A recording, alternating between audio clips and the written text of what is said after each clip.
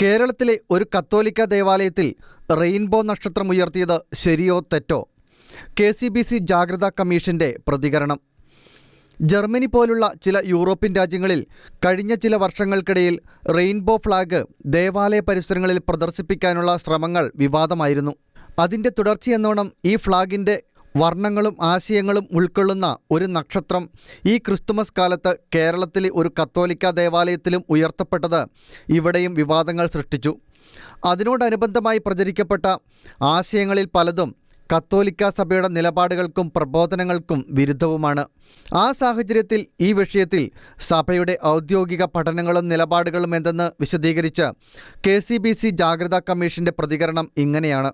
സമീപകാലത്ത് പ്രത്യേകിച്ച് ഫ്രാൻസിസ് പാപ്പായുടെ ചില പരാമർശങ്ങളുടെ വെളിച്ചത്തിൽ LGBT കമ്മ്യൂണിറ്റിയും അവരുടെ അവകാശവാദങ്ങളും സ്വവർഗ വിവാഹവും തുടങ്ങിയ വിഷയങ്ങളിൽ സഭയുടെ നിലപാടുകൾക്ക് മാറ്റങ്ങൾ സംഭവിച്ചിരിക്കുന്നുവെന്നും കത്തോലിക്ക സഭ അത്തരം ആവശ്യങ്ങളെ ഭാഗികമായെങ്കിലും അംഗീകരിക്കുന്നുവെന്നും മറ്റുമുള്ള വാദങ്ങൾ ഉയർന്നു കാണാറുണ്ട്. സഭയുടെ പ്രബോധനങ്ങളും പാരമ്പര്യങ്ങളും തിരുത്തിക്കുറിക്കാനുള്ള ചിലരുടെ വ്യഗ്രതയാണ് അത്തരം ചില ആശയപ്രചരണങ്ങളിലൂടെ വെളിപ്പെടുന്നത്. എന്നാൽ എക്കാലവും സഭയ്ക്ക് ഇത്തരം വിഷയങ്ങളിൽ വ്യക്തവും കൃത്യവും അചഞ്ചലവുമായ നിലപാടുകളാണ് ഉള്ളത്. ഈ വിഷയങ്ങളിലുള്ള ആശയക്കുഴപ്പങ്ങൾക്ക് പ്രധാന കാരണം പലപ്പോഴും വ്യക്തിഗത ആഭിമുഖ്യങ്ങളും അവരുന്നയിക്കുന്ന അവകാശവാദങ്ങളും വേർതിരിച്ച് ചർച്ച ചെയ്യപ്പെടുന്നില്ല എന്നുള്ളതാണ്. വാസ്തവത്തിൽ രണ്ട് വീക്ഷണകോണുകളിലൂടെ ചർച്ച ചെയ്യപ്പെടേണ്ട ആഴമുള്ള വിഷയമാണ് ഇത്. LGBT എന്ന് മുമ്പും LGBTQIA+ എന്ന് ഇക്കാലത്തും വിശേഷ ലൈംഗിക ആഭിമുഖ്യങ്ങൾ പേറുന്നവർക്കും അവരുടെ അവകാശങ്ങൾക്കായുള്ള നീക്കങ്ങൾക്കും ഏറെ വർഷങ്ങളുടെ ചരിത്രമുണ്ട്.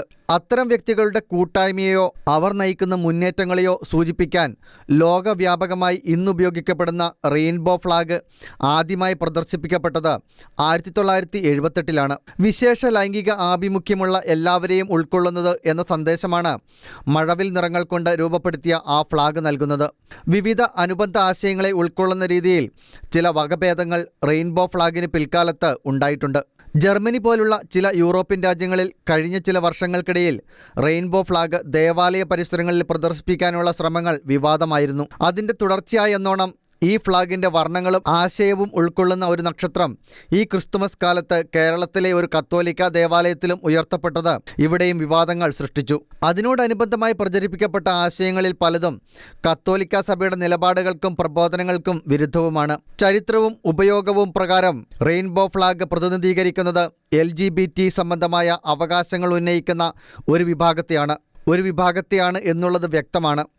അത്തരം ചിലരെക്കുറിച്ചോ അവരുടെ അവകാശങ്ങളെക്കുറിച്ചോ അനുകൂലമായ നിലപാടുകൾ സഭയ്ക്കുണ്ടായിട്ടില്ല.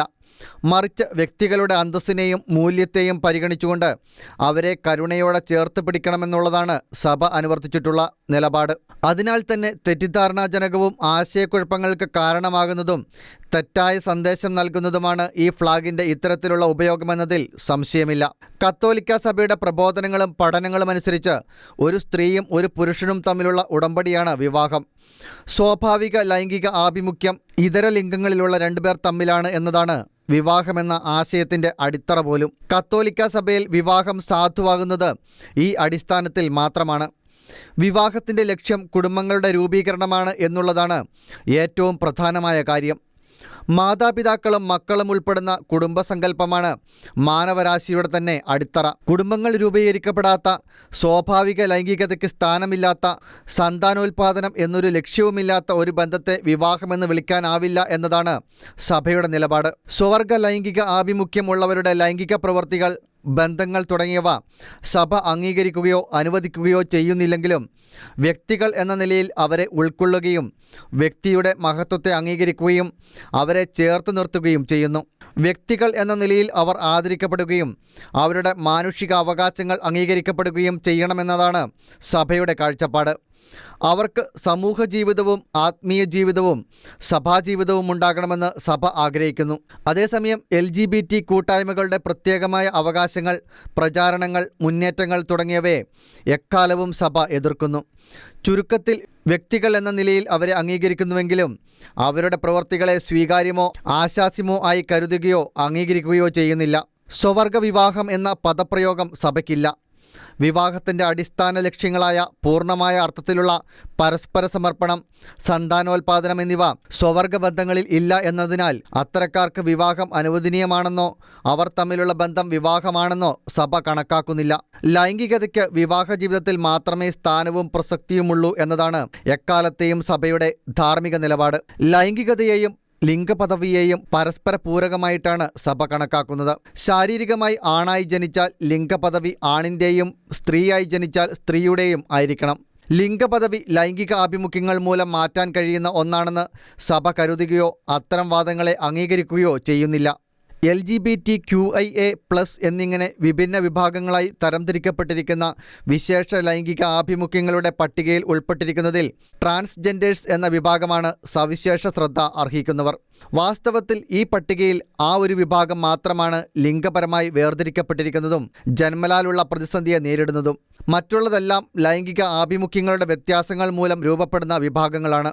ചില വ്യക്തികളിൽ ലിംഗവ്യതിയാനത്തെ തുടർന്നുള്ള ജെൻഡർ ഐഡന്റിറ്റി സംബന്ധമായ മാനസിക പ്രതിസന്ധികൾ ഉണ്ടായിരിക്കാനുള്ള സാധ്യതകളെ സഭ അംഗീകരിക്കുന്നുണ്ട്. അത്തരം വ്യക്തികളിൽ ചികിത്സ ഫലപ്രദമാണെന്നുള്ള ആധികാരിക പഠനങ്ങൾ ഇല്ല. ഓരോ മനുഷ്യ വ്യക്തിയും ഒന്നുകിൽ പുരുഷനോ അല്ലെങ്കിൽ സ്ത്രീയോ ആയാണ് ജനിക്കുന്നതെന്നും സഭ കരുതുന്നു. ഒരു മനുഷ്യൻ സ്ത്രീയായാലും പുരുഷനായാലും വ്യക്തിയുടെ അന്തഃസത്തയുടെ നിർവചനങ്ങളിൽ ലൈംഗികത ഒരു ഘടകമല്ല എന്ന സഭയുടെ നിലപാട് ഒട്ടേറെ ചർച്ചകൾക്ക് കാരണമായിട്ടുണ്ട്. ഒരു വ്യക്തിയുടെ ലിംഗാവബോധം ജീവശാസ്ത്രപരവും സാമൂഹികവുമായ ഒട്ടേറെ ഘടകങ്ങളെ ആശ്രയിച്ചാണ് രൂപം കൊള്ളുന്നതെന്ന് ശാസ്ത്രം പറയുന്നു. ജനിതകേതര, നാഡീവ്യൂഹ, ഹോർമോൺ സംബന്ധവും ഭ്രൂണ വളർച്ചയുമായി ബന്ധപ്പെട്ട ഘടകങ്ങളും തുടർന്നുള്ള വളർച്ചാഘട്ടങ്ങളിൽ ചുറ്റുപാടുകളിൽ നിന്നുണ്ടാകുന്ന അനുഭവങ്ങളും വ്യക്തിയുടെ ജെൻഡർ ഐഡന്റിറ്റിയെ സ്വാധീനിച്ചേക്കാം. എന്നാൽ മിശ്ര ലിംഗാവസ്ഥകളോ ആൻഡ്രജൻ ഇൻസെൻസിറ്റിവിറ്റി സിൻഡ്രോം പോലുള്ള വളർച്ചാ കാലഘട്ടത്തിലെ ക്രമഭംഗങ്ങളോ ജീവശാസ്ത്രപരമായി വിവേചിച്ചറിയാൻ കഴിയാത്ത മറ്റവസ്ഥകളോ ഒന്നും ഓരോ വ്യക്തിയെയും ദൈവം സൃഷ്ടിച്ചിരിക്കുന്നത് സ്ത്രീയോ പുരുഷനോ ആയാണ് എന്ന യാഥാർത്ഥ്യത്തെ അപ്രസക്തമാക്കുന്നില്ല. ഒരു വ്യക്തിയുടെ ലിംഗാവബോധത്തെ സ്വാധീനിക്കുന്ന ജീവശാസ്ത്രപരവും മനഃശാസ്ത്രപരവും സാമൂഹികവുമായ ഘടകങ്ങളൊന്നും ദൈവത്തിൻ്റെ സൃഷ്ടി വൈഭവവുമായി ബന്ധപ്പെടുത്താൻ കഴിയുന്നവയല്ല. ലൈംഗികതയും ലിംഗപദവിയും സംബന്ധിച്ച കോൺഗ്രിഗേഷൻ ഓഫ് കാത്തലിക് എഡ്യൂക്കേഷൻ 2019 പ്രസിദ്ധപ്പെടുത്തിയ സ്ത്രീയും പുരുഷനുമായി അവരെ അവിടുന്ന് സൃഷ്ടിച്ചു എന്ന രേഖയിൽ ഇപ്രകാരം പറയുന്നു. രണ്ട് വ്യത്യസ്ത യാഥാർത്ഥ്യങ്ങളെ വിശദീകരിക്കുന്ന വ്യത്യസ്ത പദങ്ങൾ എന്ന നിലയിൽ ലൈംഗികത, ലിംഗം എന്നിവ രണ്ടർത്ഥങ്ങൾ ഉൾക്കൊള്ളുന്നവയാണ്. അവ പര്യായ പദങ്ങളല്ല. ഇവിടെ പ്രശ്നം ശരിയായി വ്യാഖ്യാനിക്കാൻ കഴിയുന്ന രണ്ട് പദങ്ങൾ തമ്മിലുള്ള വ്യത്യാസത്തേക്കാൾ ലൈംഗികതയെ ലിംഗഭേദത്തിൽ നിന്ന് വേർതിരിച്ച് അവതരിപ്പിക്കാത്തതാണ്. ഇത്തരത്തിൽ സൃഷ്ടിക്കപ്പെടുന്ന ആശയക്കുഴപ്പങ്ങളാണ് വിവിധ മുന്നേറ്റങ്ങളുടെ വക്താക്കൾ മുതലെടുപ്പുകൾക്കായി ഉപയോഗിക്കുന്നത് എന്ന വാസ്തവം തിരിച്ചറിയേണ്ടതുണ്ട്. ട്രാൻസ്ജെൻഡർ വിഭാഗത്തിൽപ്പെടുന്നതും എണ്ണത്തിൽ വളരെ കുറവുള്ളവരുമായവർ ജന്മനാലും ജനിതകമായ കാരണങ്ങളാലും ജെൻഡർ ഐഡന്റിറ്റിക്ക് വ്യത്യാസം സംഭവിക്കുന്നവരാണ്. വാസ്തവത്തിൽ അവിടെ ലൈംഗിക ആഭിമുഖ്യമല്ല പ്രധാനം. പ്രകൃതിയാൽ സംഭവിക്കുന്ന മാറ്റങ്ങൾ കൊണ്ട് ഉണ്ടാകുന്ന വിവിധ വെല്ലുവിളികളാണ്. എന്നാൽ LGBTQIA+ സമൂഹത്തിലേക്ക് ഇക്കൂട്ടരെ ഉൾപ്പെടുത്തിയിരിക്കുന്നത് വഴിയായി സവിശേഷ പരിഗണന ആവശ്യമുള്ള ഒരു വിഭാഗത്തിന് ലഭിക്കാവുന്ന ആനുകൂല്യങ്ങളും ശ്രദ്ധയും അസ്വാഭാവിക ലൈംഗിക താൽപ്പര്യങ്ങളുള്ള വിഭാഗങ്ങളും നേടിയെടുക്കാൻ ശ്രമിക്കുകയാണ്. മാത്രവുമല്ല, ട്രാൻസ്ജെൻഡർ സമൂഹത്തിൻ്റെ പ്രശ്നം ലൈംഗികത മാത്രമാണ് എന്ന പ്രതീതി ജനിപ്പിക്കാനും ഇത്തരം മൂവ്മെൻറ്റുകൾ കാരണമായിരുന്നു. വിചിത്രവും അസ്വാഭാവികവുമായ ലൈംഗിക ആഭിമുഖ്യങ്ങൾ ഉള്ളവരുടെ പട്ടികയിൽ എണ്ണപ്പെടുകയും അവർക്കൊപ്പം അണിചേരാൻ നിർബന്ധിതരാവുകയും ചെയ്തിരിക്കുന്നത് വഴിയായി ട്രാൻസ്ജെൻഡർ വിഭാഗത്തിൽപ്പെട്ടവർക്ക് അർഹിക്കുന്ന ശ്രദ്ധ ലഭിക്കാതെ പോകുന്നുവെന്ന നിരീക്ഷണങ്ങളുമുണ്ട്. ഈ വിഭാഗത്തിൽപ്പെട്ടവരെ പ്രത്യേകമായ കരുതലോടെയാണ് സഭ കാണുന്നത്. ഗൗരവമുള്ള വിഷയങ്ങളിലുള്ള സഭയുടെ നിലപാടുകൾക്ക് മാറ്റം വന്നിരിക്കുന്നുവെന്നും ലൈംഗിക അരാജകത്വത്തെ പ്രോത്സാഹിപ്പിക്കുന്ന നവ സാമൂഹിക സംവിധാനങ്ങളോട് സഭ പക്ഷം ചേരുന്നു എന്നും ധ്വനിപ്പിക്കുന്ന വിധത്തിലുള്ള ആശയപ്രചരണങ്ങൾ ആശാസ്യമല്ല.